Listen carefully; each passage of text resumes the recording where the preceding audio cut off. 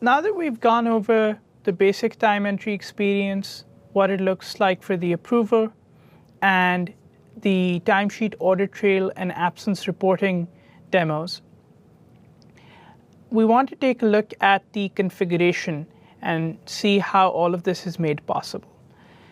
We'll take a look at the setup of timesheet periods and how they are assigned to workers in order to enable time entry.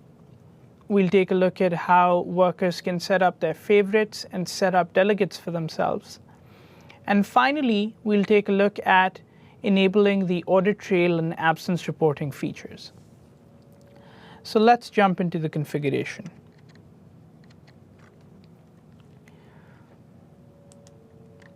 Back in the project management and accounting module, most of our configuration is going to be done under the setup section. We'll be looking at the project management and accounting parameters form, and we will be looking at some timesheet specific settings. So to start off with, let's look at setting up timesheet periods and then assigning them to a worker. In the timesheet period types form, I can go ahead and create a new period type, week demo. You can set a frequency for the period. There are 4 valid timesheet periods: weekly, bi-weekly, semi-monthly, and monthly. We'll stick to a week. Monday will be our start date. And then we will click on the Generate Periods button, which launches a new form. The first time that you set up a period, you need to select the Update Worker Periods button. You need to select the Update Timesheet Periods checkbox. We need to specify a start date for when these periods are going to come in effect from. Let's pick the 7th of April, which is also a Monday. And then we need to specify how many periods we want generated. So let's say we want 100 periods generated.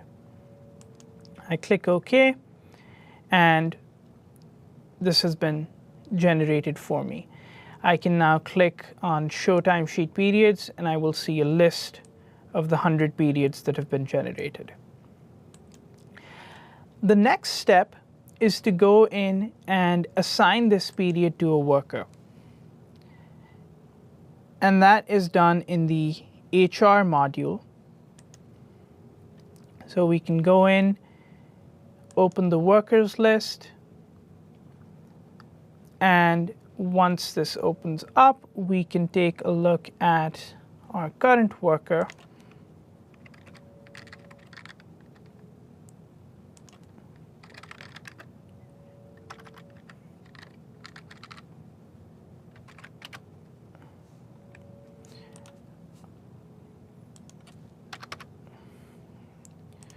Once we find a worker, we go to the Project Management tab, and we click on Project Setup. And we can see that this particular worker already had a time period assigned to them, which is why I was able to enter my timesheets. But I can go ahead and change this to the new period that I just created. And then I go ahead and close the form. So that is all of the setting and configuration that needs to be done in order to enable basic time entry for a user who already has the appropriate permissions, of course.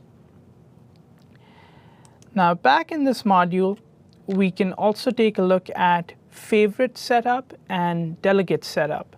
So I'll go back into the My Timesheets list page, and I can see that I have the My Delegates and My Favorites buttons up on the ribbon. The first thing that I can do is configure a delegate for myself. So when I launch this form, I see I currently have no delegates. I click on the New button, and this gives me a list of all of the personnel who have timesheet creation privileges. So let's say I select June to be my delegate from next week, since I will be out.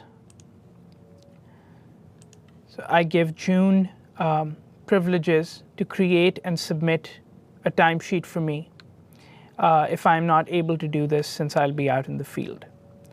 Once this is closed, June is now set up as a delegate. Now when she logs in and tries to create a timesheet, in her particular timesheet dropdown, she will see Yoichiro there as well. As you can see in this particular instance, I am the delegate for Wendy and Anne, so I can create timesheets for them.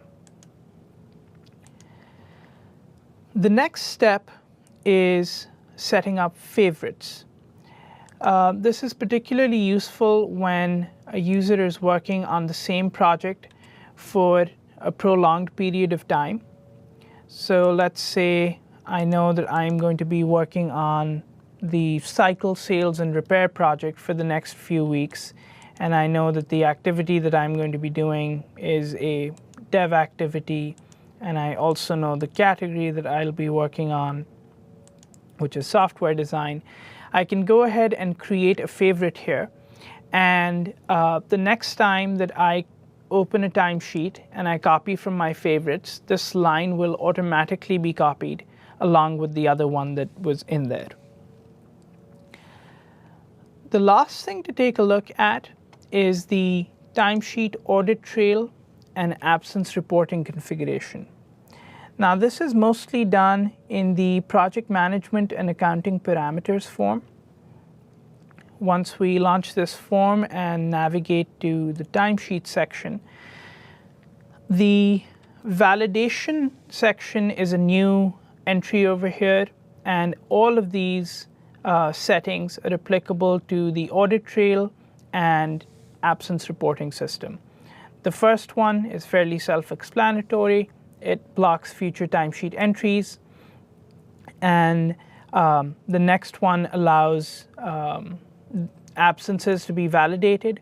Once this is checked, I must select an absence project which needs to be created. In this scenario, we're using a time-only project for absence.